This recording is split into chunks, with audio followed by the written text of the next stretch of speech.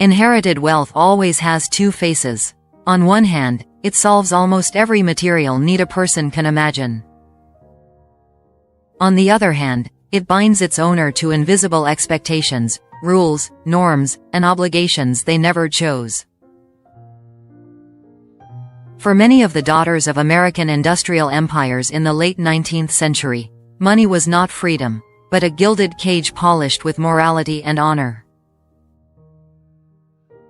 And among them, no one embodied this paradox more clearly than Edith Rockefeller McCormick. Edith was born in 1872, the third child of John D. Rockefeller, who was quietly transforming Standard Oil into America's greatest money-making machine, and simultaneously becoming one of the most controversial figures of the era. Yet, behind the glamorous facade of oil power, the Rockefeller family operated more like a Protestant monastery than a gilded playground. Money was abundant, but joy was distributed sparingly.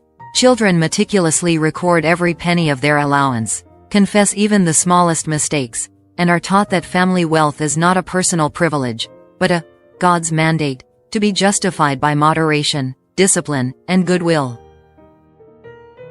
For a sensitive and imaginative girl like Edith, this framework both molded and eroded her. On the one hand, she fully absorbed the Rockefeller Code, order, frugality, and the moral purpose of money. On the other hand, Edith soon realized the outside world viewed her father as a cold, authoritarian figure, and within herself arose a yearning for beauty, music, language, and intellectual freedom, things that were difficult to reconcile with Baptist asceticism.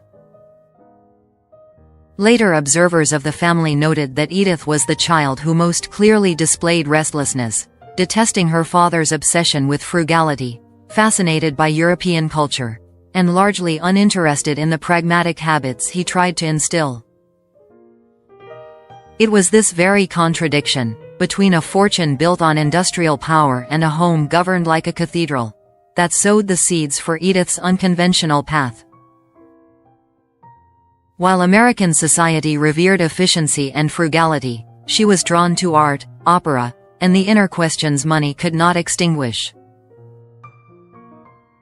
Her family saw it as a deviation. Edith, perhaps, was simply seeking a breather for a soul raised within iron discipline.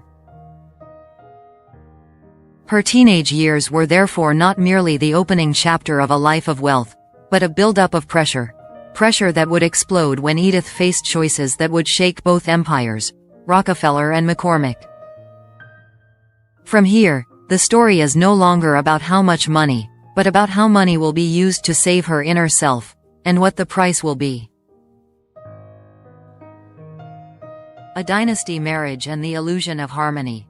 By the time Edith Rockefeller reached 19, her life no longer belonged solely to her family. It belonged to the American imagination. In the final decade of the 19th century, daughters like Edith were not simply young women. They were strategic assets in a social economy where marriages fused fortunes as effectively as corporate mergers. Newspapers followed their movements, society matrons evaluated their prospects, and European aristocrats watched closely, aware that American money was beginning to rival old titles.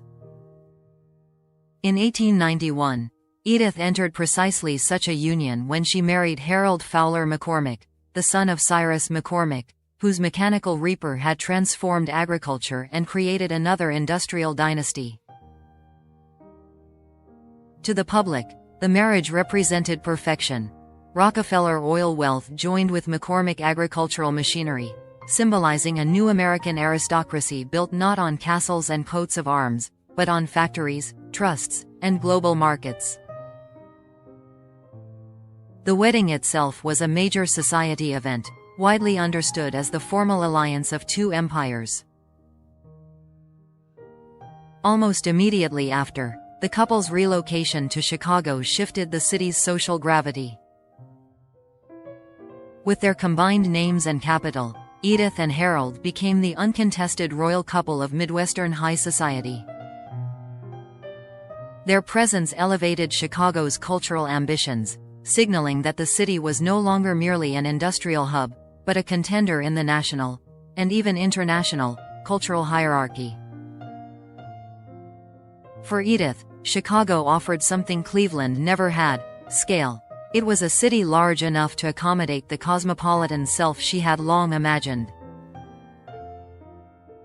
While Harold immersed himself in the expansion of the McCormick business interests and engineering ventures, Edith discovered a stage upon which she could redirect her inheritance away from the restrained, morally framed charity her father favored. Instead, she began to envision money as a tool for shaping inner lives, through art, music, opera, and the cultivation of taste. From the outside, the McCormick household appeared triumphant: vast estates, glittering social calendars, and 5 children who seemed to secure the dynasty's future. But beneath the surface, the marriage was already under strain. Harold was practical, restless, and oriented toward machinery, efficiency, and progress. Edith, by contrast, gravitated toward ideas, beauty, and an increasingly spiritual search for meaning that he neither shared nor fully understood. Tragedy deepened these fractures. 2 of their 5 children died young, losses that struck Edith with devastating force. Rather than drawing the couple closer, grief amplified existing distances. Edith's long-standing struggles with depression, nervous exhaustion, and physical illness intensified, while Harold responded by retreating further into work and technological pursuits. They occupied the same social world, yet lived increasingly separate inner lives. By the early 1910s, the accumulated weight of bereavement, marital alienation, and chronic ill health left Edith convinced that neither conventional medicine nor traditional religion could offer her relief. The dynastic marriage that had promised stability instead became a silent crucible, compressing her unresolved conflicts between duty and desire. What had once looked like a flawless alliance of wealth now felt, to Edith, like another beautifully furnished cage. It was at this vulnerable moment, when the structures meant to protect her seemed only to confine, that Edith began listening for alternative voices. News drifting across the Atlantic about radical new approaches to the human psyche would soon offer her not just treatment, but a complete reimagining of who she was allowed to become. The flight to Zurich. When a Rockefeller chose the mind over the marriage. By the early 1910s, Edith McCormick's inner world had reached a breaking point.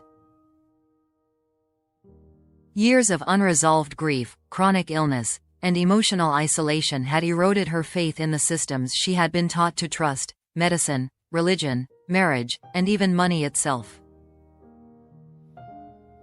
The dynastic life that promised meaning through duty now felt hollow, incapable of explaining her suffering, let alone curing it.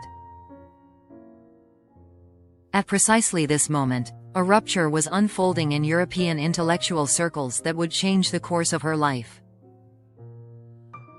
The famous partnership between Sigmund Freud and a younger Swiss psychiatrist, Carl Gustav Jung, had collapsed.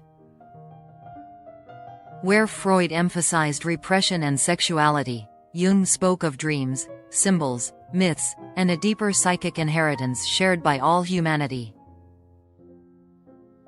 For Edith, Jung's ideas sounded less like clinical treatment and more like spiritual rescue. In 1913, at the age of 41, Edith made a decision almost unheard of for a woman of her social rank. She did not simply seek a second opinion or take a restorative trip abroad. She effectively left her husband, her children, and her carefully maintained social position behind, and relocated to Zurich to undergo intensive psychological analysis with Jung himself. What was expected, by her family and perhaps even by Edith, to be a temporary intervention became something far more radical. Zurich turned into an 8-year exile. Edith arrived as a wealthy, emotionally shattered patient, but over time she became one of the most important figures in Jung's orbit, financially, socially, and intellectually. Her analysis was exhaustive. It stretched across years and plunged into childhood memories, religious imagery, dreams filled with archetypal figures, and the deep conflict between her Rockefeller upbringing and her personal longings. Jung did not merely treat her symptoms. He encouraged her to reinterpret her entire life narrative. In this process, Edith found something she had never known within the Rockefeller world: permission to prioritize her inner truth over external duty. Money soon followed meaning. Edith's patronage extended far beyond paying for her own treatment. She became a primary financial supporter of Jung's emerging institutions, funding the Zurich Psychological Society and the Psychological Club, underwriting lecture programs, training analysts, and securing physical spaces where Jung's ideas could take institutional form. Without her backing, Jung's work might have remained a marginal, German-language offshoot of Freudian theory. Perhaps most consequentially, Edith financed the translation of Jung's major works into English. This single act opened American and British intellectual markets to his ideas, laying the groundwork for Jung's eventual global influence. What began as personal therapy quietly became cultural infrastructure. As her involvement deepened, Edith transitioned from patient to practitioner. She studied Jungian theory, attended case discussions, and was eventually recognized by Jung as a lay analyst, someone qualified to treat patients despite lacking formal medical credentials. Wealthy Americans traveling to Zurich for analysis often found themselves reassured, and intrigued, to see a fellow heiress seated in the analyst's chair. Edith's beliefs, however, did not stop at Jung's framework. She layered astrology, reincarnation, and cosmic symbolism onto analytical psychology, reading birth charts alongside dreams and interpreting past lives as metaphors for present suffering. Within Jung's circle, she was admired as a generous benefactor and tolerated as an unorthodox mystic. Back home, she was becoming something else entirely. To the Rockefeller family, and to American society at large, Edith McCormick was now the scandalous heiress who had gone to Europe, fallen under a psychiatrist's spell, and abandoned everything her upbringing held sacred.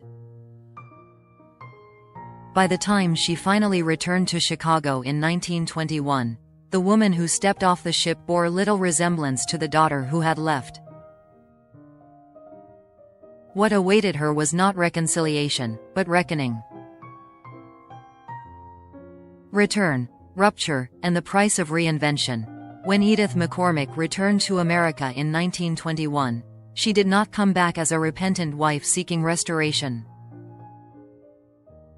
She returned as a transformed woman, self-identified as a Jungian healer, intellectually independent, spiritually experimental, and profoundly out of step with the social order she had once embodied. Chicago, however, had not transformed with her. The marriage she had left behind was already hollow. Harold Fowler McCormick moved swiftly toward formal separation, filing for divorce and signaling his willingness to allege adultery, an explosive accusation in the early 1920s, particularly against a Rockefeller daughter whose European years had already fueled gossip. What followed was not merely a personal breakup, but a legal and financial battlefield. The divorce proceedings were protracted, public, and ruthless. At stake was not only alimony and custody, but the disentangling of deeply interlocked Rockefeller and McCormick assets, grand estates, charitable commitments, trust income, and the maintenance of a highly visible social role. Lawyers on both sides worked to protect dynastic interests rather than personal reconciliation.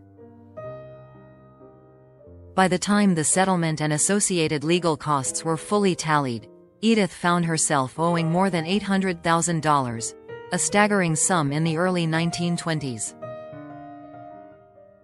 It was the first unmistakable sign that her spending, philanthropy, and patronage had begun to outpace the income she could reliably access. To maintain the life she had built, one centered on psychological work, cultural projects, and large properties, she increasingly relied on borrowing against future trust distributions and pledging securities as collateral. In effect, she was consuming the very capital meant to sustain her over a lifetime. At this exact moment, her father's financial genius turned against her. John D. Rockefeller had spent years restructuring his fortune into foundations and carefully drafted trusts, the Rockefeller Foundation, the General Education Board, and other institutions designed for tax efficiency, longevity, and strict capital preservation. These structures were brilliant for philanthropy, but merciless when individual family members needed liquidity.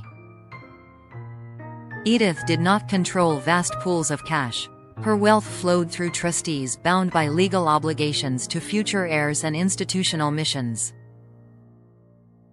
The conflict reached its most dramatic point in the mid-1920s, when a massive stock dividend, approximately $7.5 million in Standard Oil of Indiana shares held in trust, became the subject of brutal litigation.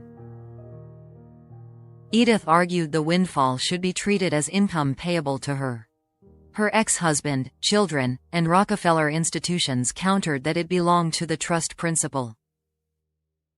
The legal fight stretched across courts in Indiana and New York, pitting one financially strained woman against a coalition fortified by elite lawyers and institutional power.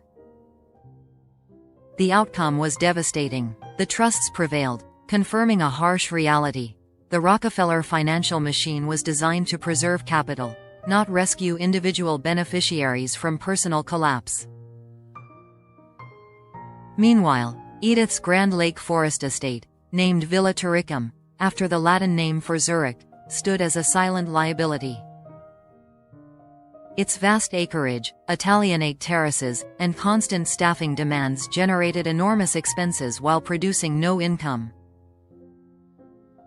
Taxes rose. Buyers vanished. What had once symbolized her European rebirth became an anchor pulling her deeper into financial trouble. Still, Edith refused to retreat. Convinced that her vision held moral and psychological truth, she continued spending on architecture, culture, and Jungian-inspired real estate schemes intended to express a harmonious, ordered way of life. The timing could not have been worse. As the 1920s advanced, the foundations of her world began to crack, not just personally, but economically. And soon, forces far larger than Edith McCormick would finish what the divorce had begun. Speculation, debt, and the slow collapse of a fortune. By the mid-1920s, Edith McCormick's financial life had entered a dangerous phase where belief outpaced arithmetic. She was no longer merely spending income, she was wagering her remaining capital on visions that assumed the future would remain generous, liquid, and endlessly forgiving. It would not. At the center of this gamble stood Villa Turicum, her vast lake forest estate named after the Latin word for Zurich. Conceived as a physical expression of the Jungian ideals that had reshaped her identity, the property was monumental in scale and ambition. Terraced gardens, imported architectural elements, and year-round staff transformed it into a private philosophical statement, but also into a financial sinkhole. The estate produced no revenue, demanded constant maintenance, and generated rising tax obligations just as Edith's access to liquid funds tightened. Rather than downsizing, Edith doubled down.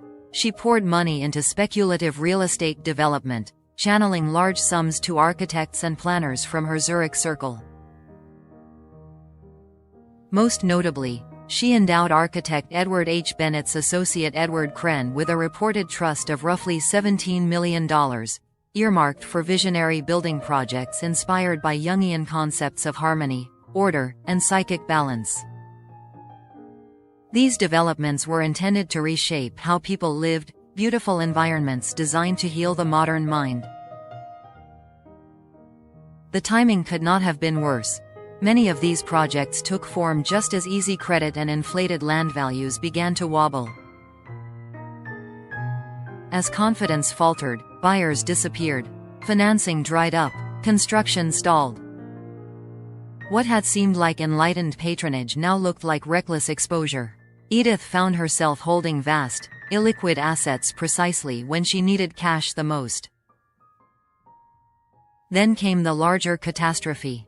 After 1929, the American economy slid into the Great Depression, crushing investment income and freezing markets for luxury properties. Estates like Villa Turicum, once symbols of elite permanence, became nearly impossible to sell at any price close to their former valuation. The very assets that might have saved Edith instead locked her into place. Inside the Rockefeller family, alarm bells were now ringing openly. Internal financial reviews circulated by 1931 described Edith as being on the edge of bankruptcy, a stunning verdict for a woman once counted among the richest daughters in America. Decades of spending on opera, art, Jungian institutions, speculative architecture, and philanthropy had hollowed out her personal fortune. Layered on top were divorce settlements, legal fees, and the relentless carrying costs of properties designed for a world that no longer existed.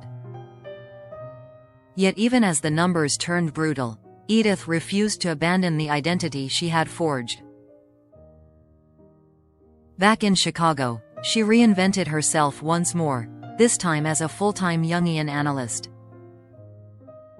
She opened a practice and treated dozens of patients, many of them wealthy socialites drawn by the novelty of being analyzed by a Rockefeller. Often she charged little or nothing at all, effectively using what remained of her capital to subsidize therapy for an elite clientele. The city's reaction was divided. Some found her fascinating, others found her dangerous. Gossip columnists labeled her the renegade Rockefeller, portraying her as an imperious mystic dabbling in European occultism. Protestant respectability recoiled from astrology, dream analysis, and talk of past lives. Edith had become a paradox even to herself, financially collapsing, yet spiritually convinced she was finally living in truth. By the early 1930s, the arithmetic was inescapable. Credit had tightened, assets could not be sold. Income streams shrank, the vision that once promised liberation now stood exposed to a merciless economy. And as her finances deteriorated, so did her body. Illness, death, and a fortune reduced to fragments. By the early 1930s, Edith McCormick's life had narrowed to a grim convergence of physical decline and financial collapse. Years of psychological strain, relentless spending, and economic catastrophe had left her body as depleted as her balance sheets. When breast cancer overtook her, it advanced quickly, mirroring the speed with which the remaining structures of her fortune were giving way. In 1932, at the age of 60, Edith died.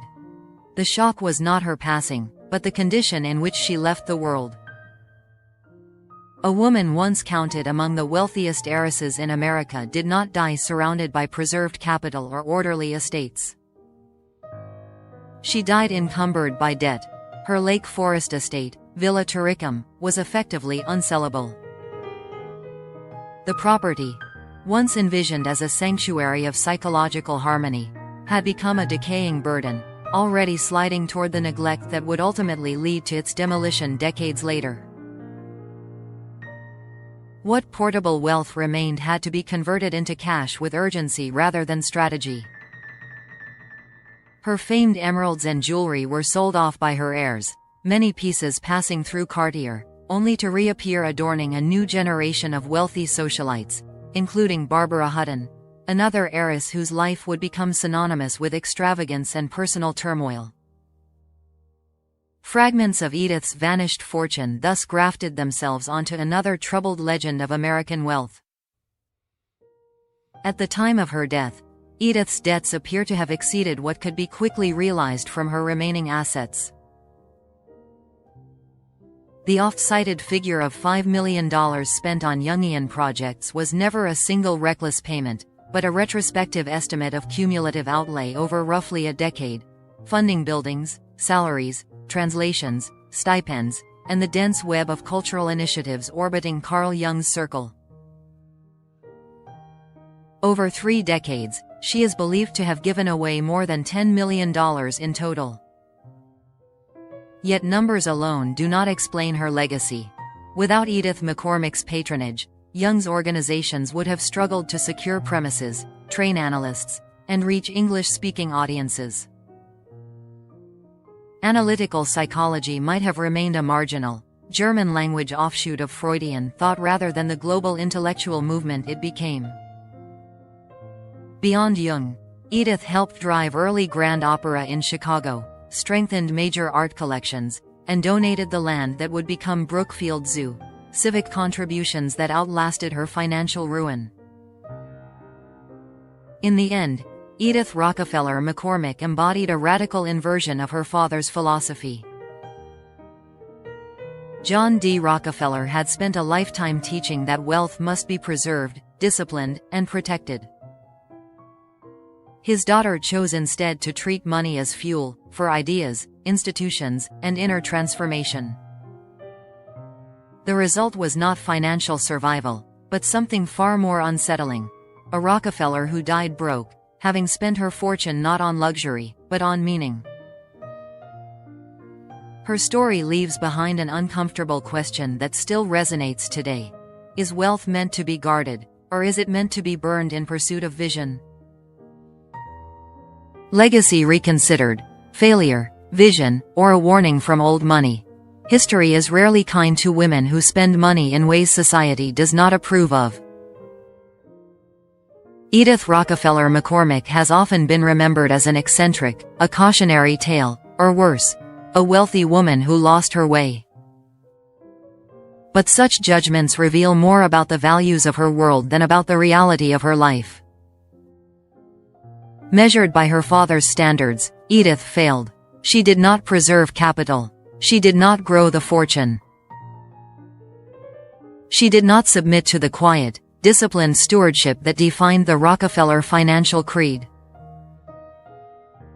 She died in debt, her estates dismantled, her name whispered with discomfort inside the very institutions built to protect family wealth. But measured by cultural impact, Edith's life tells a different story. Her financial backing transformed Carl Gustav Jung from a brilliant but marginal European thinker into a global intellectual force. By underwriting translations, institutions, and training programs, she ensured that analytical psychology crossed the Atlantic and embedded itself in American and British thought. Entire fields, from depth psychology to modern self-help culture, trace their lineage to structures she helped finance. In Chicago, her imprint was equally enduring. She strengthened the city's art institutions, fueled early grand opera experiments, and contributed land that became lasting public space. These were not acts of vanity consumption. They were investments in cultural infrastructure, projects whose returns were never meant to appear on a balance sheet.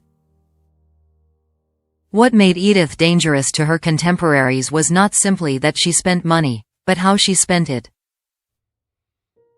She redirected wealth away from visible charity and into invisible realms: the psyche, the imagination, and the inner life.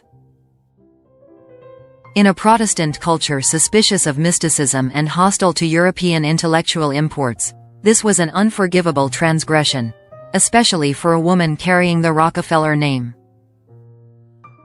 There is also a gendered dimension that history often ignores. Male industrialists who gambled fortunes on railroads, steel, or oil were celebrated as visionaries. Edith, who gambled on psychology, art, and spiritual meaning, was labeled unstable. Her failure was not merely financial, it was ideological, yet her story also contains a warning. Edith treated capital as if it were infinite, insulated by family name and institutional power.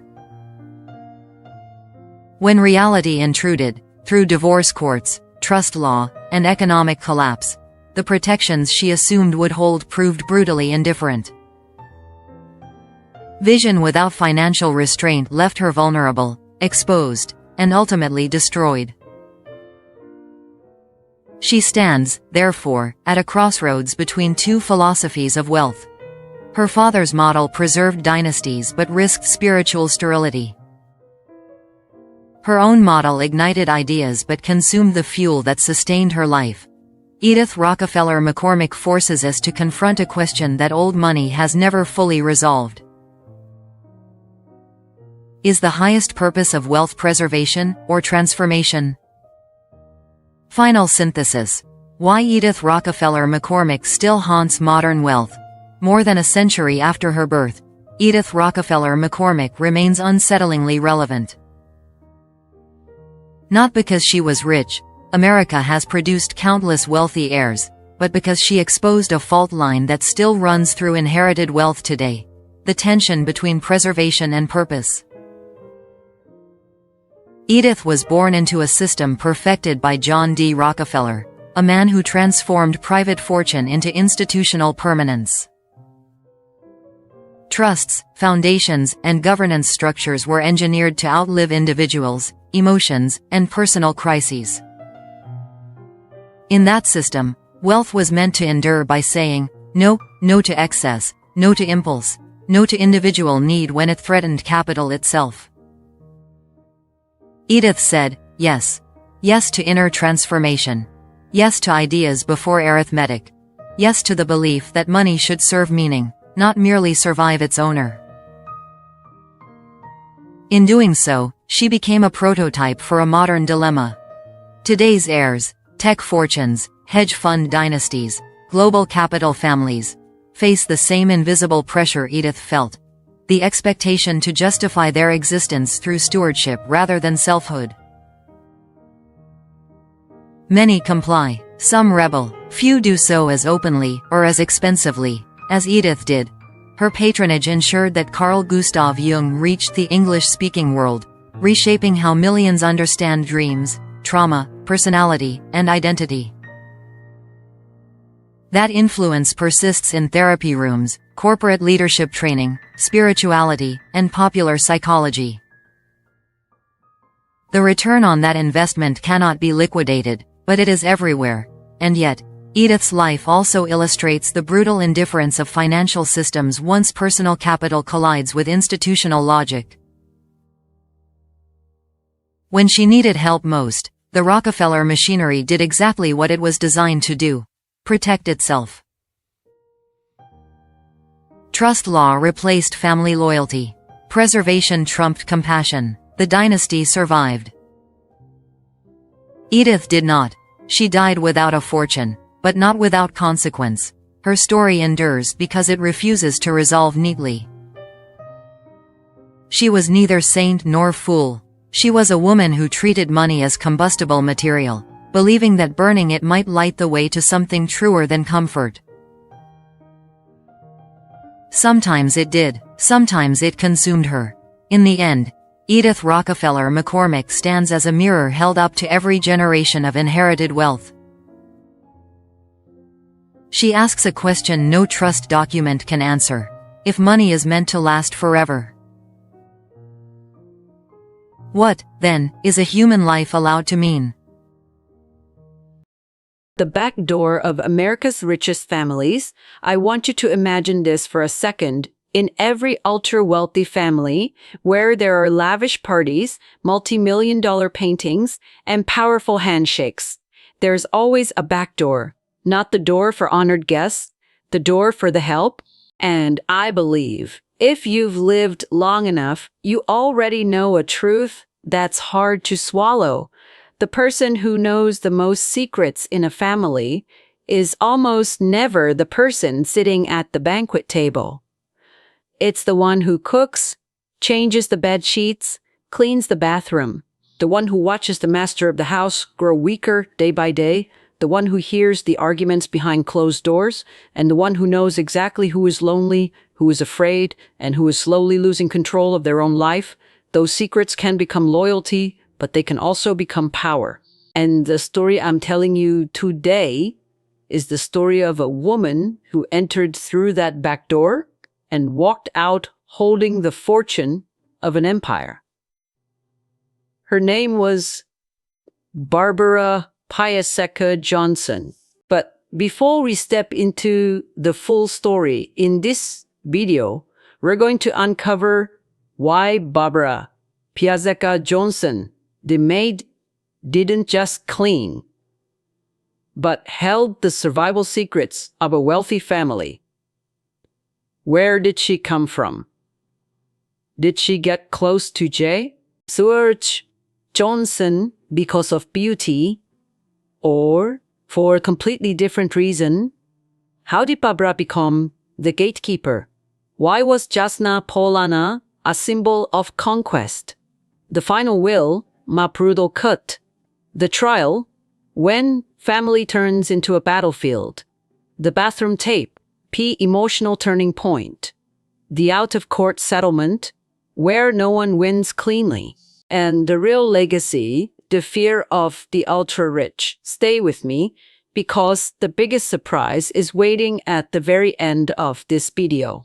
In 1968, she arrived in the United States with about $100 in her pocket, cooking skills so bad that no one dared to eat her food, and an art history degree from communist Poland, something that, in America at the time, was almost worthless. But 15 years later, in that same place, Barbara walked out of a mansion in New Jersey as its owner. From maid to wife, to the sole heir of a fortune worth Conborough Bonchum Numchum million. And to make that happen, the billionaire's 6 biological children received only about so million each. The rest? Almost all of it went to her. So what happened during those years? How did a foreign woman, poor English, no prestige background, defeat an entire powerful family in one of the fiercest inheritance battles in American history? And even more important, what is the real price of getting everything? If you're ready, in the next part I'm taking you back to post-war Poland, where Barbara was born, and you'll see why poverty, discipline, and religion can shape someone into a woman, dangerous in a very specific way. A mind forged in poverty and discipline. I want you to step away from glamorous America for a moment. Go back to 1938, in a small city in Poland, still being stitched back together after war under a harsh communist regime. Barbara was born into a family with no power, no money, no connections. Her father worked for the railroad. Her mother lived a life centered around church, discipline, and endurance. This wasn't the romantic, cinematic kind of poverty. This was the kind of poverty where you're taught one brutal lesson. If you're born somewhere, chances are you'll die there. And in a society like that, there was only one escape: education. Barbara didn't grow up with parties. She grew up with books, Catholic doctrine, and a cold belief that knowledge is the one thing no one can take from you. She studied art history, drowning herself in religious paintings and European masterpieces she could only see in blurry textbook prints. Walks she understood perfectly well. She might never touch them in real life, not once in her entire lifetime. Think about that. A young woman living in a country where leaving the nation required state permission, where foreign currency was almost mythical, and she spends her youth studying the art of Europe's aristocracy. That wasn't accidental. That was preparation. In the late 1960s, when immigration opportunities opened, Barbara didn't treat it like an adventure. She treated it like the only gamble she would ever get. After a brief period working for a noble family in Italy, she arrived in America with about Tamda Mochamber to Chum English so weak that she had to rely entirely on Catholic networks to find work. A Polish priest in New York helped her get domestic jobs in wealthy northeastern households. And then he introduced her to place her entire future would revolve around the New Jersey estate of J. Seward Johnson and his wife, Esther. When Barbara was hired, she was only supposed to be a cook, but the truth is, she was terrible at it. Meals were criticized, dishes were undercooked. Complaints came from the family and from other staff. Very quickly, she was moved out of the kitchen. From cooking to errands. From errands to cleaning, serving, running small tasks. Jobs people often call invisible. At the time, in the eyes of the Johnson children and the other servants, Barbara was just a quiet Eastern European maid, half-the accent. Few words, not social. But there was something no one realized in time. Barbara watched. Barbara remembered.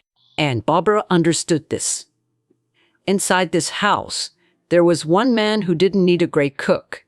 He needed someone who could understand his world. That man was the master of the house. In the next part, I'll tell you the moment everything started to shift. The moment an immigrant maid's art history knowledge became the key that opened the heart and the power of an aging billionaire. When Amy becomes the only person who gets hurt, I want you to focus on one crucial detail here. Barbara didn't rise because of beauty, and it wasn't luck. She rose because she knew how to say exactly what her employer needed to hear. Inside the Johnson mansion, everything was expensive. Paintings, antiques, religious icons, European furniture. But most people around Johnson saw these things as assets. Barbara was different. She understood those paintings. She could talk about schools, time periods, religion, symbolism. She knew what needed restoration, what was authentic, and what was just lifeless decoration. And for the first time in that house, J. Seward Johnson wasn't talking to a servant. He was talking to an equal mind in the one subject that mattered to him. Put yourself in the position of a wealthy man growing old, surrounded by children who look at him like a living trust fund, and a wife whose marriage has been cold for a long time. Then suddenly, a woman appears, always ready to listen, always there when needed, and most importantly, she makes him feel valuable again, admired again. From maid, Barbara slowly became an unofficial assistant, then a companion on art-related trips, then someone present in the family's aesthetic decisions. And right then, the marriage between Johnson and his wife, Esther, began to crack ivory. Imagine how Esther must have felt, a woman who used to be the lady of the house, now forced to watch the woman who once cleaned her rooms, traveling with her husband, sitting beside him in meetings, and slowly becoming the center of the household. No insults needed. The humiliation was already loud enough. The Johnson children felt it too. Every time they visited, Barbara was everywhere. Every conversation with their father had to go through her. Every schedule had her fingerprints on it. From an outsider, Barbara became the gatekeeper. Arguments exploded. Emotional confrontations unfolded inside those luxurious rooms. The staff stood in the middle, unsure who to be loyal to. Eventually, Esther filed for divorce, a divorce that cost millions of dollars, and more importantly, shrank the future inheritance the children believed would be theirs. In their eyes, it was obvious. Their father was being manipulated. And the manipulator was the Polish woman, more than 40 years younger than him. In 1971, after the divorce was finalized, Johnson married Barbara in a quiet ceremony. Not a single child attended. That moment marked a complete transformation, from immigrant maid to Mrs. Johnson. And right after the wedding, they began building something that would ignite hatred later on. A massive estate named Jasna Polana, Next, I'll tell you why Jasna Polina was never just a house, but Barbara's clearest declaration of power. And the moment the Johnson children realized they were losing everything, a house not just to live in, but to declare who holds power. I need you to understand this clearly. Jasna Polina was never just a house. From the beginning, it was a statement. After the marriage, J. Seward Johnson and Barbara began building a 140-acre estate outside Princeton.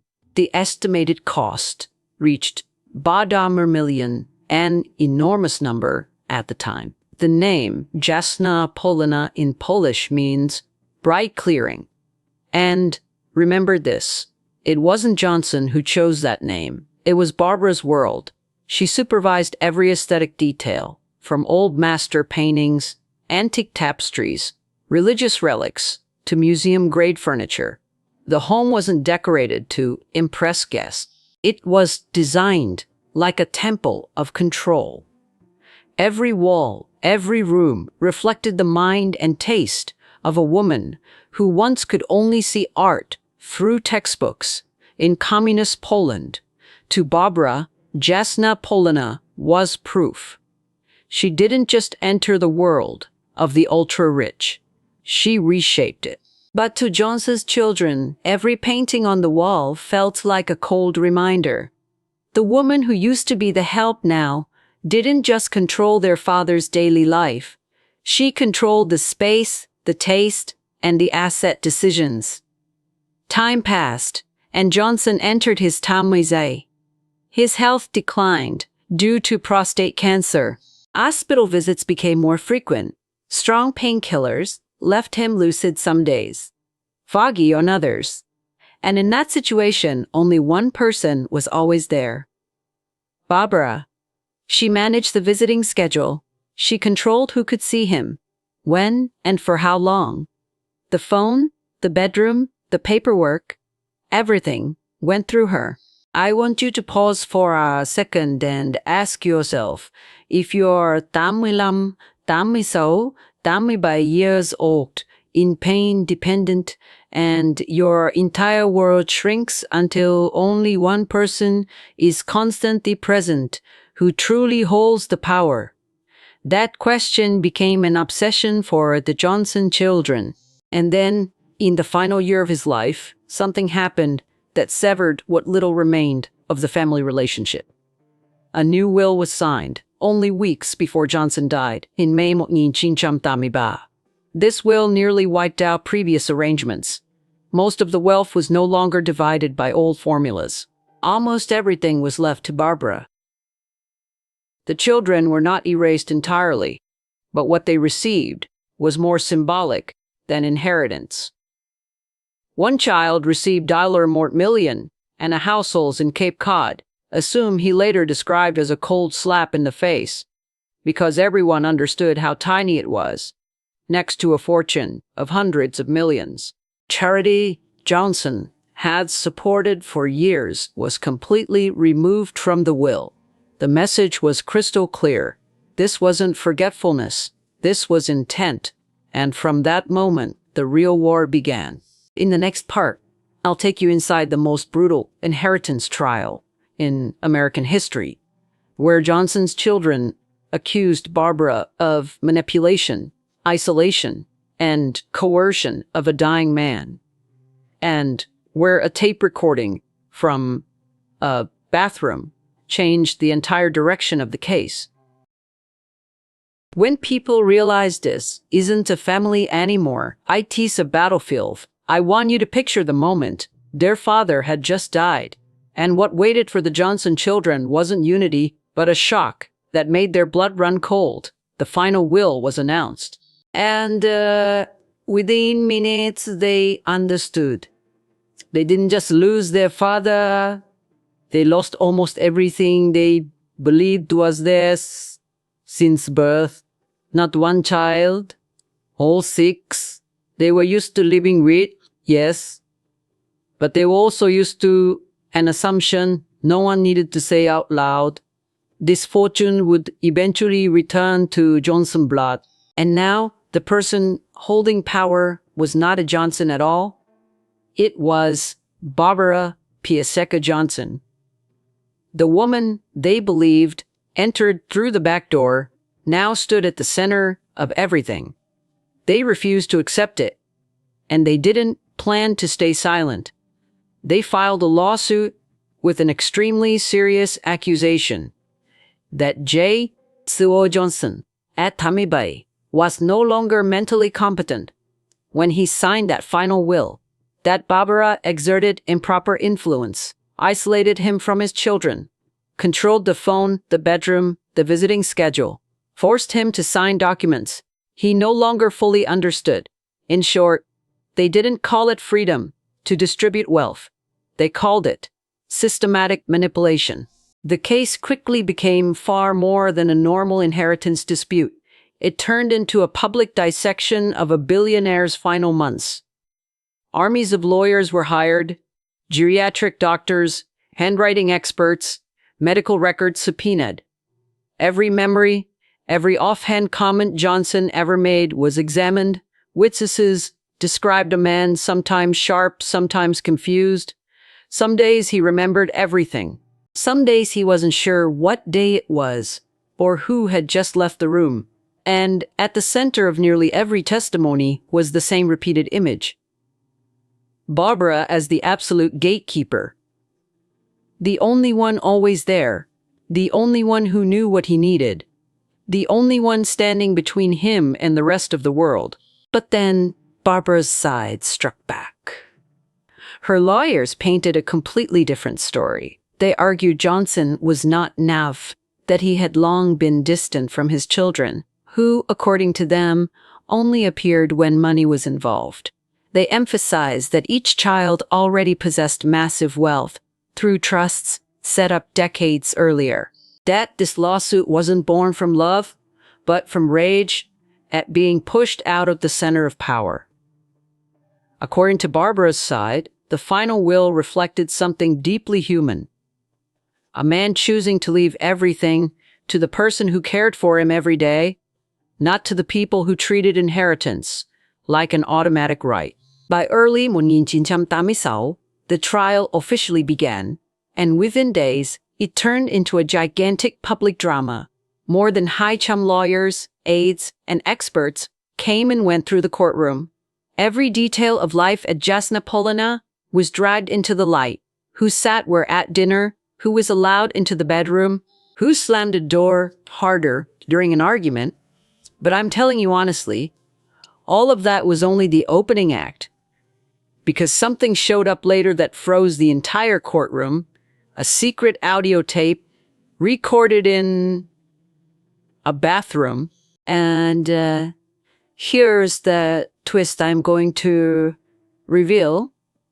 Where that tape came from, what was on it, and why it turned Barbara from a devoted wife into the most frightening figure in the entire case. The bathroom tape, and the moment everything flipped. I want you to imagine the atmosphere in that courtroom. Hundreds of people, tens of millions of dollars in legal costs, and one question hanging over everyone. Was Barbara a devoted wife, or the most dangerous manipulator in that house? According to the plaintiffs, the answer was on a cassette tape. That tape didn't come from lawyers. It didn't come from police. It came from another maid in the home, that Polish woman named Izabela Potoka.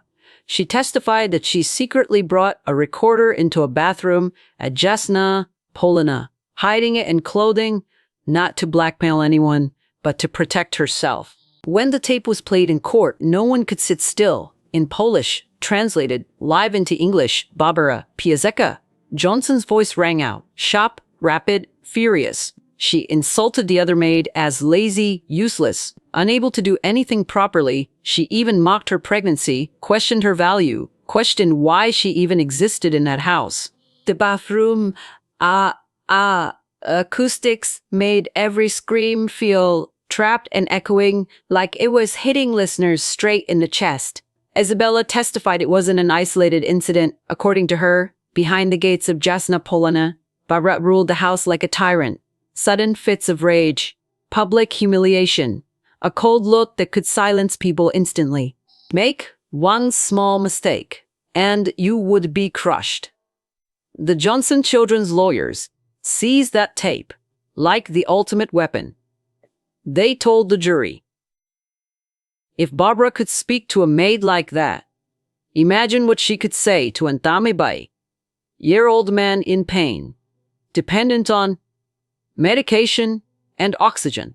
Depende Jasna Polana as a house of fee, where the elderly, nurses, and servants lived under pressure, and at the center stood a woman who tolerated no resistance. But Barbara's side countered again.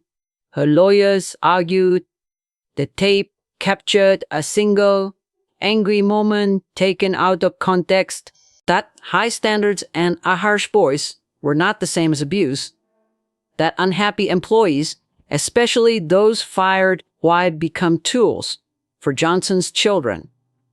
According to them, the true hatred didn't come from Barbara's behavior, but from decades of emotional distance between Johnson and his children. The tape didn't prove manipulation. It only proved Barbara could be unpleasant. The trial dragged on for 17 weeks. Legal fees crossed all Lars, high million. And then, just as the jury was preparing to deliberate, both sides suddenly reached an out-of-court settlement. No verdict, no legal conclusion about competence or manipulation. Only one raw truth. Both sides were afraid of what would happen if the jury decided. Now we're at the peak. Do you know who really won, how the money was finally split, and why this case permanently changed how the ultra-rich look at marriage and wills? I believe you'll be surprised. Keep watching. Who won? Who lost? And the lesson that terrified the ultra-rich. When the settlement was announced, there was no applause, no feeling of total victory for either side, only cold numbers. Barbara kept roughly $90 million in cash, stocks, and real estate, enough to place her among the richest women in the world at the time. Johnson's 6 children, combined, received about $1 of the disputed estate, about $17 million each, in addition to their separate trusts they already had. The Harbor Branch Ocean Research Organization, previously removed entirely from the will, recovered tens of millions of dollars, enough to continue surviving. There was no jury verdict, no official conclusion about whether Barbara manipulated him or not. Legal history didn't record right and wrong. But the wealthy class remembered clearly. After this case, estate planning experts began referencing it as a classic warning, not about maids, about the final years of life. A phrase spread among dynastic families. A younger, late-life wife can erase every assumption. And people began calling Barbara the maid who gave birth to 1,000 prenuptial agreements. After the trial, Barbara almost disappeared from American public life. She lived between Monaco and Poland. Her wealth continued to grow, with estimates placing it at $2 billion by the mid-1990s. But one detail stayed unforgettable, even with hundreds of millions, then billions. Barbara became famous for scrutinizing small spending.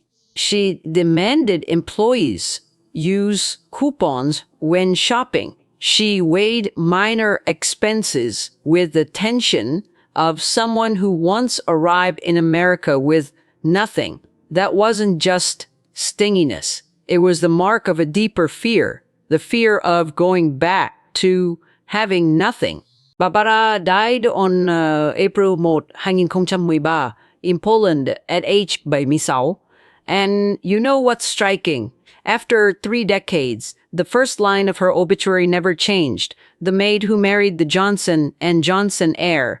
Not art scholar, not collector, not billionaire. That's where her story ended. But the question didn't. In the final part, I want to talk to you directly. Was this a story about love? Oh, about power? Was Barbara a manipulator? Or simply the one person who understood the rules before everyone else? This isn't a story about the A-mate. It's about power. Before we end, I want to tell you something straight. If you only see this story as a miracle rise, then you miss the most frightening part, because this isn't the story of a poor woman meeting a billionaire. And it's not as simple as love or no love. This is a story about power in the last years of life. Barbara didn't win because she was smarter than everyone. She won because she understood a truth most people refuse to face. When humans grow old, power no longer lies in money or fame. It lies in who is present when the bedroom door closes. Johnson's children had money. Status, the best lawyers in America, but they didn't have presence. Barbara did. She was there every day. She controlled the rhythm of life. She became the only world left for a dying man. And in the math of inheritance, the person who controls access eventually controls the signature. I'm not saying Barbara was a victim, but I'm not calling her a monster either. She was the perfect product of a life forged in poverty, discipline, scarcity, and a system where the one who understands the rules first wins. The Johnson children didn't lose because they were enough. They lost because they believed blood was enough. This case left no legal precedent, but it left fear. After Barbara, the ultra-rich signed more prenuptial agreements, controlled wills more tightly, feared late-life relationships more than ever before. And if you ask me, what legacy did Barbara Pizeka Johnson truly leave behind? Not the hundreds of millions, not Jasna Polana, but a cold reminding and power. The person closest to your weakness is also the most dangerous. I want to hear your opinion. If you were in the Johnson children's position, what would you do differently? And if you were Barbara, would you believe you were only taking the one chance your life ever gave you? Thank you for listening to my story. Please subscribe to the channel, leave a comment, and share it so more people can watch. Daniel at the beginning bought year after year or auction after auction the Sisley, about you. You have just to be yourself and try to do what you think. I think if you want to be truly yourself, you cannot really care what people say. The impossible number. 3.8 billion United States dollars. That was the figure that dominated headlines in 1999, a sum so large it was almost unbelievable, beyond the imagination of most people. The media called it the most expensive divorce in human history. That money went to a woman whose face, ironically, became famous for being unrecognizable. That woman was Jocelyn Wildenstein, a woman once described as the greatest winner in the history of divorce, but also the most controversial symbol of extravagance, plastic surgery, and high society tragedy. But this story doesn't really begin with money. It begins with a world where money is never mentioned publicly. The world of the unseen. Jocelyn didn't just marry a rich man. She married into a family whose very existence depended on nobody knowing who they were. In the world of old money, there's an unwritten rule: either never get involved in a scandal, or, if it's unavoidable, bury it immediately. The Wildenstein family has adhered to that principle for 4 generations. They didn't build their empire on oil or steel. They built it on art, masterpieces by Rembrandt, Van Gogh, Cézanne. An empire worth tens of billions of dollars, yet operating in near total invisibility. Most of the public have never heard of the Wildenstein family, even though they are the people behind some of the world's most powerful art deals. Their clients WHO don't want to be named. Their clients aren't ordinary collectors. They are dictators, opinions, people whose sources of money are best left unexamined. They pay high prices not only to own art, but to buy absolute silence. The Wildenstein family operates a network of offshore trusts, shell companies in the Caribbean, secret art archives, heavily guarded locations, all serving a single goal: leaving no trace. And then, a marriage that began with a lion hunt in Kenya and ended with a Russian model, a 9mm pistol, and a Manhattan criminal court, what they couldn't bury. In this episode, we're not just talking about a divorce, we're going to unravel how a family that controlled the world of art lost what they valued most: secrecy. The price they paid wasn't just $3.8 billion. It was the entire financial system, their art treasures, and their power structure being exposed, for the first time in history. And at the center of that storm, was a girl who grew up in ordinary circumstances in Lausanne, Switzerland. Her birth name was Jocelyn Parisset, the daughter of a sporting goods store manager. No one, not even she herself, could have imagined that decades later, the name Jocelyn Wildenstein would become a legend, a laughingstock, an obsession, and a warning sign for the global elite. Reinvention. The making of a huntress. Before she became Jocelyn Wildenstein, before the headlines, before the billions, before the face the world would later stare at in disbelief. She was simply Jocelyn Parisset, a young woman from Lausanne with no inheritance, no dynasty, and no safety net. Her father managed a sporting goods store. There were no private jets. No galleries filled with old masters. No trust funds waiting quietly in the background. What Jocelyn did have was something far more dangerous in elite circles: ambition paired with adaptability. Learning the language of power. By the mid-1970s, Jocelyn understood a crucial truth about wealth. Money announces itself. Power never does. She began to reinvent herself deliberately, methodically, studying not just fashion or etiquette, but how powerful men moved through the world. Her first strategic relationship was with Sergio Gabi, a Swiss filmmaker who introduced her to European creative and social circles. Through him, Jocelyn learned how proximity worked, how being near power could be as important as possessing it. But Europe was only the training ground. Paris came next, then something far more decisive. Adnan Khashoggi, the gatekeeper.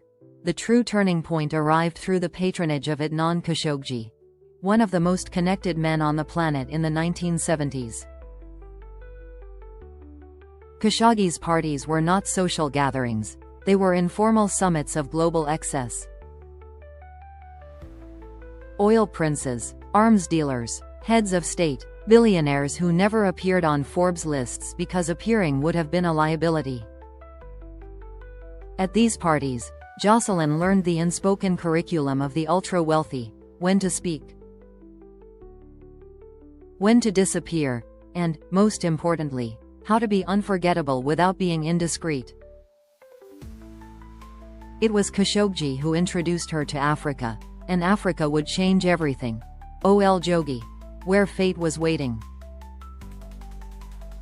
In 1977, Jocelyn traveled to Ol Jogi Ranch, a 66,000-acre wildlife conservancy located roughly 225 kilometers north of Nairobi. What appeared to be a luxury safari destination was, in reality, something else entirely. The Wildenstein family had just acquired 49% of Ol Jogi, transforming it into their private African kingdom, complete with hundreds of buildings, dozens of artificial lakes, a staff numbering in the hundreds, and a level of privacy that rivaled intelligence agencies. This was not tourism, this was territory. The dynasty behind the curtain. By this point, the Wildensteins were already a century-old force. The dynasty began when Nathan Wildenstein fled the Franco-Prussian War in 1875 and built what would become the most powerful art dealership in the world. By 1977, his descendant Daniel Wildenstein controlled an art inventory so vast that museum directors could only dream of it. Hidden in storerooms, not galleries, were dozens of Renoirs, Van Goghs, Cézannes, Rembrandts, Rubens, El Grecos, an estimated 10,000 paintings, valued at over $10 billion, and standing quietly in that world was Daniel's son, Alec Wildenstein. A man without choice, Alec Wildenstein was born into inevitability. "I never had a choice," he would later tell Vanity Fair. "I was told from when I was this tall that I would be an art dealer." He had been raised not to desire freedom, but to maintain continuity. At Ol Jogi that weekend in 1977, Alec faced a practical problem. A dangerous lion had wandered onto a neighboring ranch and needed to be eliminated. Jocelyn asked if she could join him. His response was short and prophetic: "As long as you keep your mouth shut." The shot that changed everything. On that African plain, Jocelyn demonstrated two qualities the Wildensteins valued above all else: precision, silence. Her marksmanship impressed Alec. Her discretion impressed the family. Within months, she was no longer a guest. She was a constant presence. And less than a year later, on April 30, 1978, they did something almost unthinkable for an old money dynasty obsessed with protocol. They eloped to Las Vegas. No grand European wedding. No dynastic negotiations. No public celebration. Just speed, secrecy, and control. Daniel Wildenstein would later claim Jocelyn signed a prenuptial agreement that stripped her of all claims to family wealth. Whether that document truly protected the dynasty, or merely delayed disaster, would become one of the most expensive questions in legal history. A life without limits. $1 million months. Marriage did not soften the Wildenstein world for Jocelyn Wildenstein. It removed the ceiling.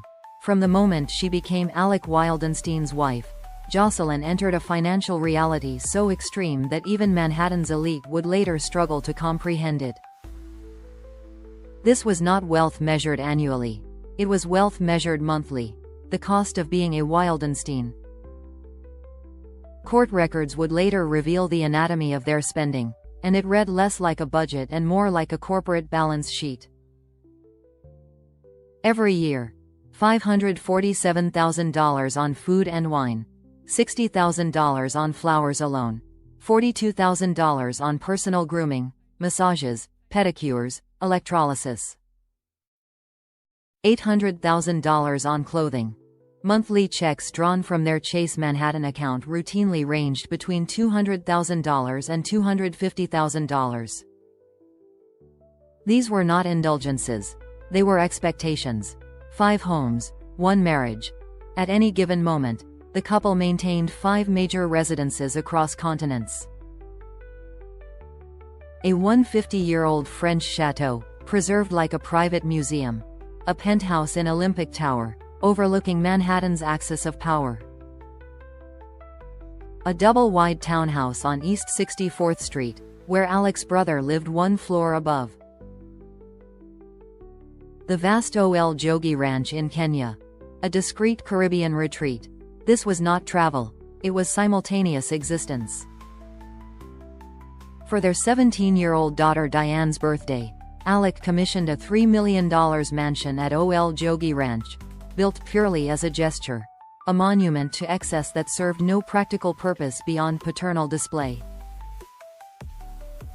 The face that became a symbol. As the spending escalated, something else began to change, slowly at first, then relentlessly. In the early 1980s, Jocelyn began undergoing cosmetic procedures. What followed would unfold over 2 decades, transforming her appearance into one of the most discussed and misunderstood faces of modern high society. The popular narrative claimed that Alec encouraged the surgeries, obsessed with the big cats roaming Ol Jogi, pushing his wife to resemble the felines he admired. Jocelyn rejected this entirely. "Really?" she would later say. "They had to try to find something against me." What is documented, however, is the progression. Early canthoplasty reshaping her eyes into sharply elongated angles. Aggressive blepharoplasty. Large cheek implants that created her now iconic structure. By the 1990s, multiple facelifts, extensive fillers or fat grafting, possible jaw and chin implants. Alec's reaction shifted from approval to alarm. She thought she could fix her face like a piece of furniture, he told Vanity Fair. Excess without restraint. While Jocelyn's appearance transformed, the spending reached levels the court would later describe as pathological. The 1995 accounting exposed staggering details: $60,000 annually on Manhattan phone bills alone, $36,000 on laundry and dry cleaning, $60,000 on pet care for their private menagerie,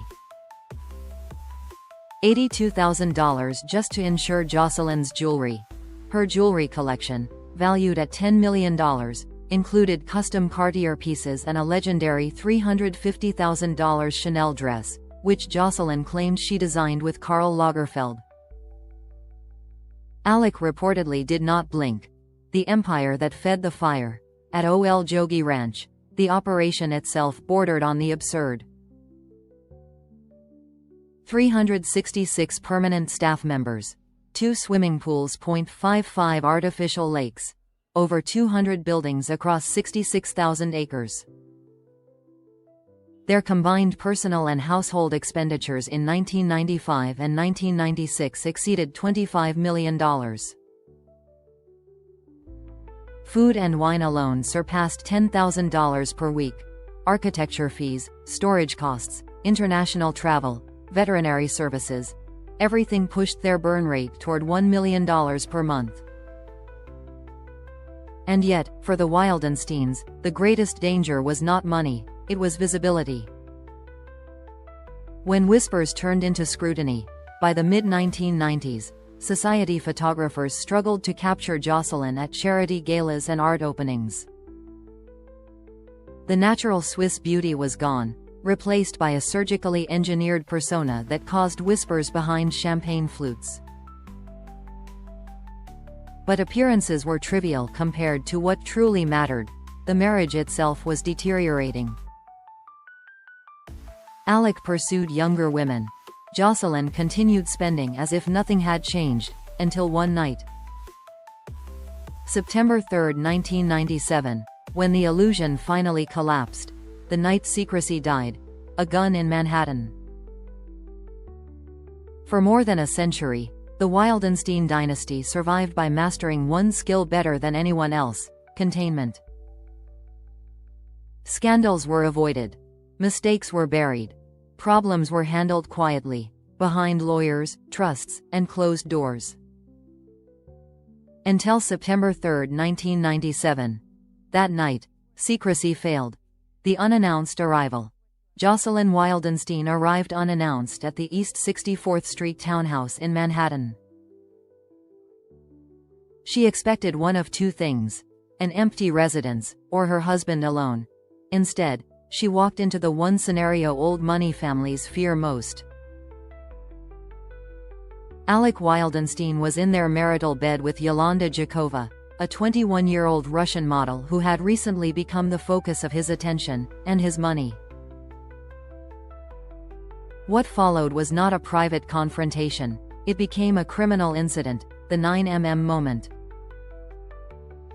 According to police reports, when Jocelyn confronted Alec, the argument escalated rapidly. Alec allegedly pulled out a 9mm semi-automatic pistol. The weapon was pointed not only at Jocelyn, but at her two accompanying bodyguards. In a single moment, a marital dispute crossed a line that could not be erased, negotiated, or hidden. The Wildenstein name, long protected by invisibility, was now entering the public record of Manhattan Criminal Court. A judge breaks the spell. Within hours, Judge Martin Murphy granted Jocelyn an order of protection. The ruling was extraordinary. Jocelyn was allowed to remain in the townhouse. Alec Wildenstein was barred from entering his own residence. The heir to one of the most secretive fortunes in history was legally expelled from his Manhattan home by judicial decree. Alec spent the night in jail on a charge of menacing. For most people, one night in jail is humiliation. For the Wildensteins, it was catastrophe. The family strikes back. The dynasty responded immediately, not with apologies, but with financial warfare. Jocelyn's monthly allowance was slashed from $150,000 to $50,000, a 67% reduction overnight. All her credit cards were cancelled. Household staff were instructed to ignore her commands. Her personal accountant was fired without warning. And most devastating of all, she was barred from Ol Jogi Ranch, where her mother Liliane was receiving care for Alzheimer's disease. Even the safe combinations inside the townhouse were changed. The message was clear. Submit, or be erased. The war begins. Instead of retreating, Jocelyn hired aggressive legal representation. What followed was not a divorce. It was a siege.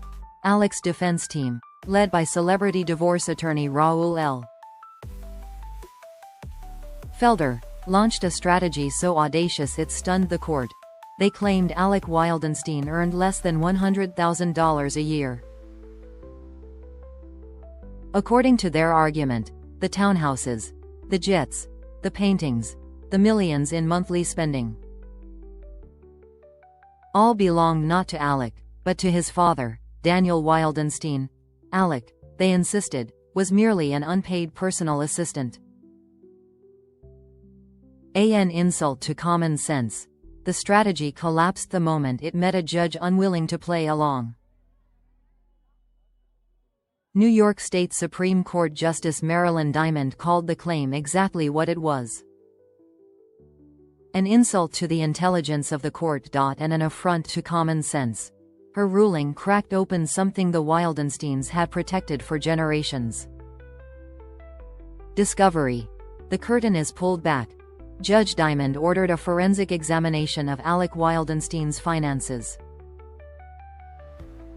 What emerged shocked even Manhattan's most jaded legal observers.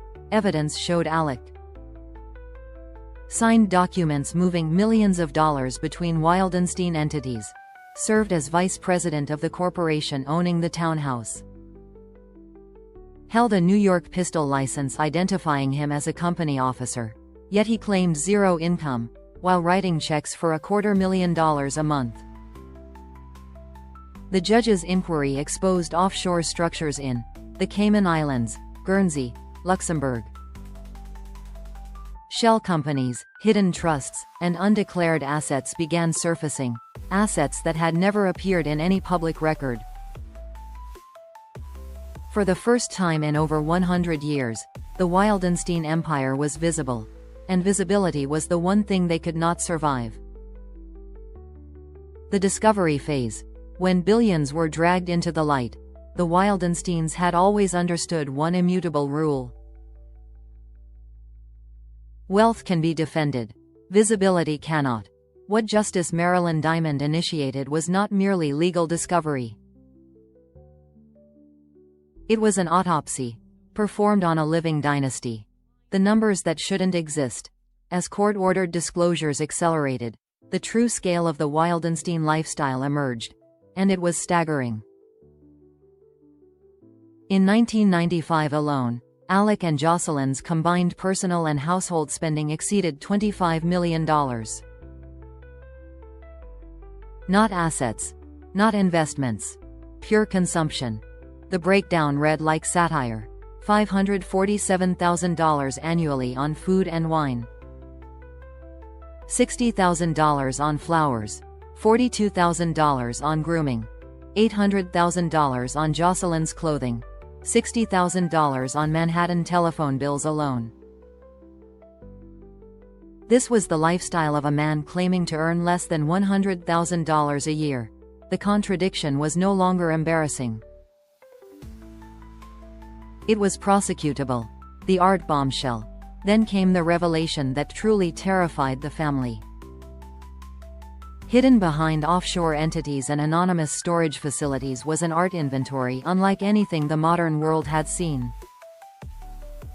Court documents and testimony revealed a private trove valued at over $10 billion, including 20 Renoirs, 0.25 Corbetts, 0.10 Van Goghs, 0.10 Cézannes, 0.8 Rembrandts, 0.8 Rubens, 0.9 El Grecos, 5 Tintorettos, nearly 10,000 paintings, many unseen by museums, scholars, or tax authorities for decades. This was not just wealth, it was cultural power, and now, it was exposed. When governments start paying attention. American court proceedings do not stay American for long, especially when Swiss banks, Caribbean trusts, and European art vaults are involved. Once the discovery entered public record, French tax authorities took notice, then others followed. Investigations were launched into undeclared art holdings, offshore shell companies, Luxembourg and Guernsey structures, systematic tax avoidance stretching back generations. The Wildensteins faced their worst nightmare: multinational government scrutiny. At one point, Alec fled the country rather than appear for depositions. His attorney blamed substantial tax problems, allegedly created by Jocelyn. Justice Diamond's response was cold and threatening.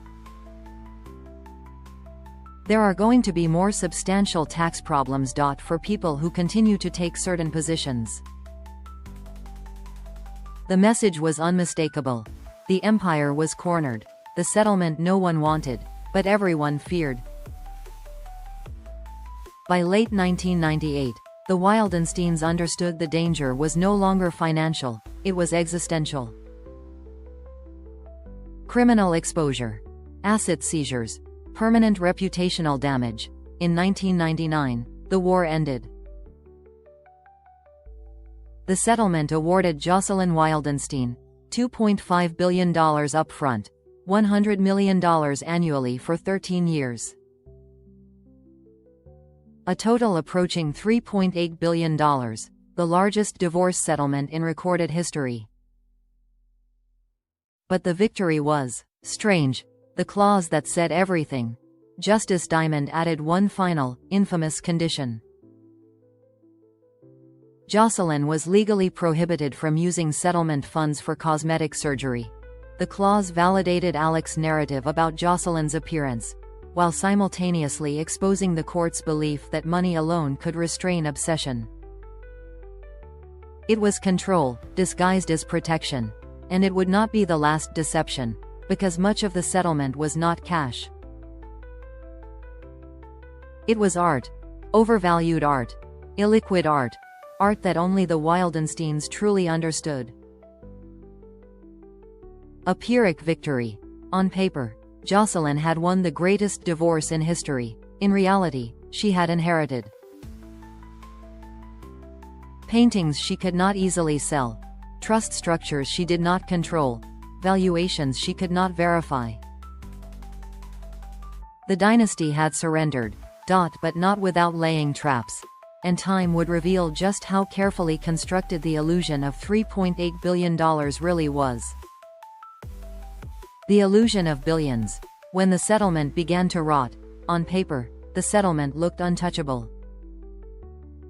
Historic, final, unprecedented, but fortunes built on secrecy rarely collapse all at once.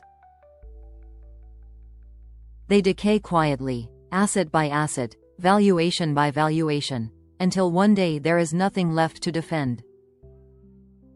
For Jocelyn Wildenstein, that decay began almost immediately. Not cash, controlled assets.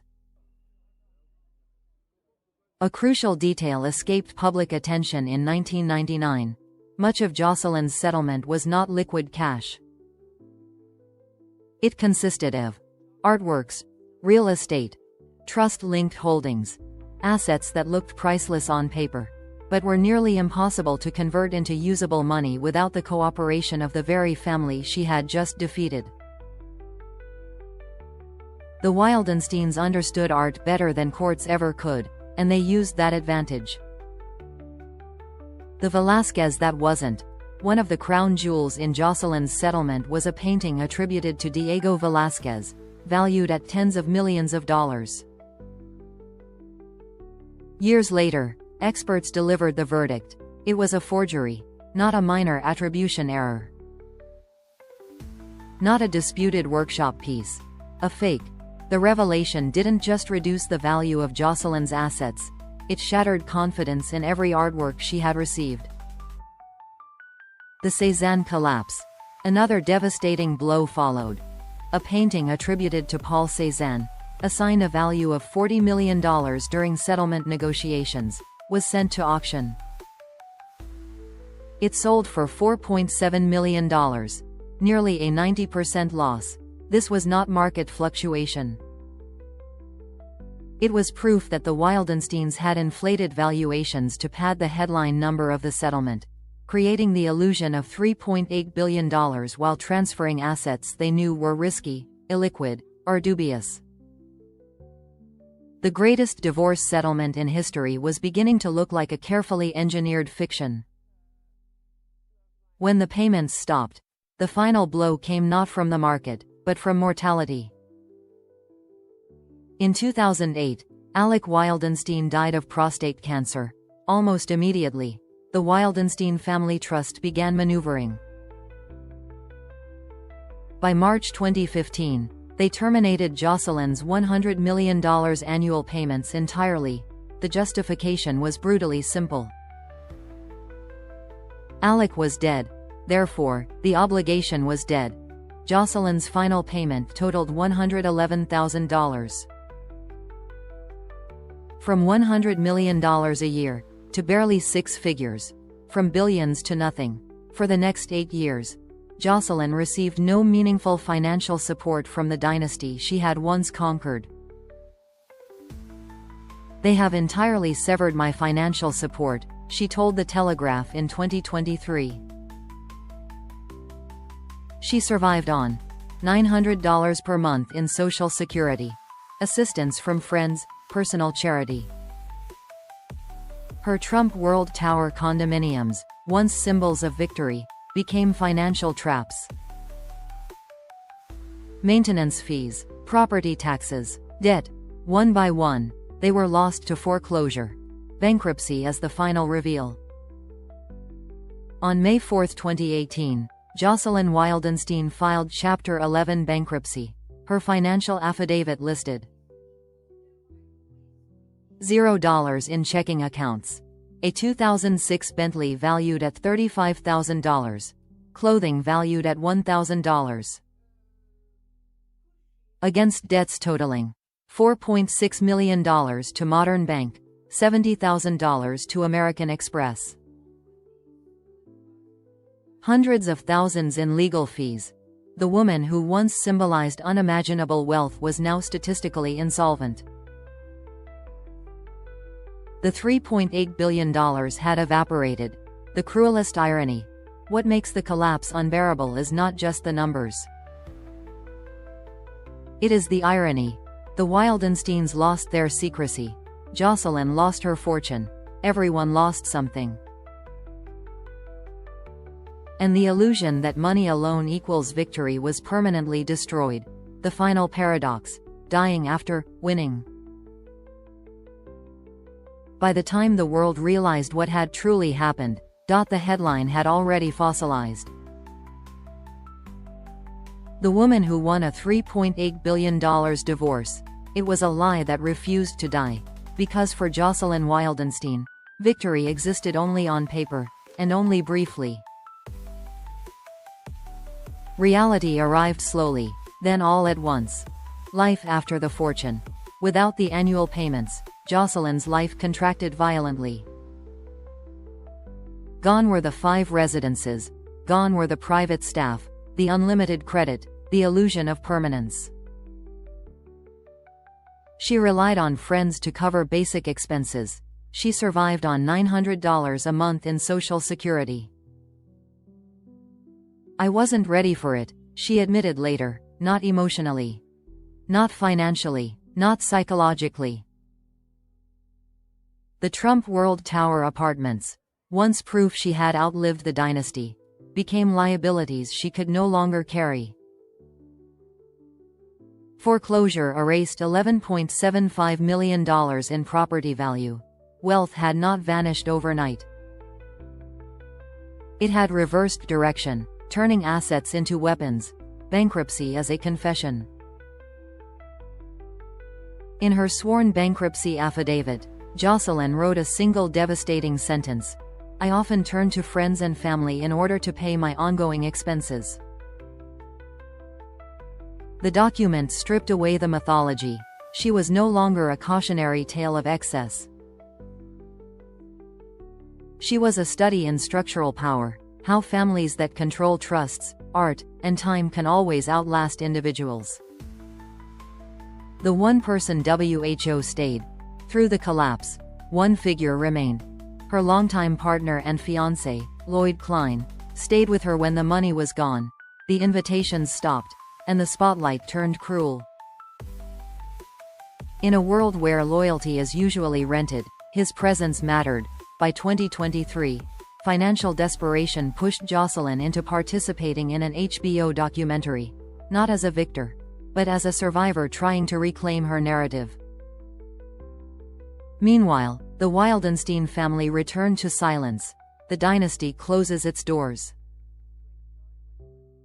Guy Wildenstein, Alex's brother, refused public comment. French authorities continued investigating decades of alleged tax fraud tied to the family's art holdings. The dynasty had not been destroyed. It had adapted. As old money always does. December 31, 2024. Jocelyn Wildenstein died at 84 years old, exactly 25 years after the settlement that supposedly made her untouchable. She died without the fortune that defined her public image, without the power she was said to have won. The woman history remembers as the ultimate divorce winner died essentially penniless. What her story really proves: Jocelyn Wildenstein's life exposes an uncomfortable truth. In the world of old money, paper victories mean nothing. Art can be revalued. Trusts can be reinterpreted. Payments can be stopped. Time always favors dynasties. Her face became the spectacle. But her finances tell the real story. A story not about vanity, but about who truly controls wealth. The legacy. What old money never forgives. History will remember Jocelyn Wildenstein as many things. A spectacle, a scandal, a cautionary tale wrapped in tabloid ink. But history often remembers the wrong lesson. Because Jocelyn's story was never truly about vanity. It was about power without ownership. The myth that seduces every outsider. For generations, society has sold a dangerous fantasy. Marry into wealth, and you inherit power. Jocelyn proved how false that belief really is. She married into one of the richest dynasties on earth, She won the largest divorce settlement in history. She stood at the center of a legal earthquake that exposed hidden billions, and still. She never controlled the system, because old money does not fight in courtrooms, it fights in structures. Trusts that outlive people. Art that cannot be liquidated. Valuations that shift only when it is convenient. Silence enforced by time. Why the dynasty survived. The Wildensteins did not need to defeat Jocelyn publicly. They only needed to delay, complicate, exhaust. They surrendered headlines, not control. They paid with art instead of cash. They promised with trusts instead of certainty. They waited for mortality to finish what litigation could not, and eventually, it did. The uncomfortable truth. Jocelyn did everything society told her would guarantee security. She adapted. She learned the rules. She entered the inner circle. Yet the moment she became inconvenient, the circle closed. Her story reveals a truth most people never see up close. Old money does not share. It absorbs, redirects, and outlasts. Why this story still matters? Because the same structures still exist. Different names. Same mechanisms. Every time a fortune seems untouchable, every time a settlement looks final. Every time art is valued higher than reason. Remember Jocelyn Wildenstein. Remember that winning on paper is not the same as winning in reality. The final image. At the end of her life, Jocelyn was not surrounded by paintings, palaces, or power. She was surrounded by silence. The dynasty returned to the shadows. The headlines moved on. The billions evaporated, and what remained was a legacy sharper than any scandal. You can marry wealth. You can win money, but unless you control the structure, you never own power.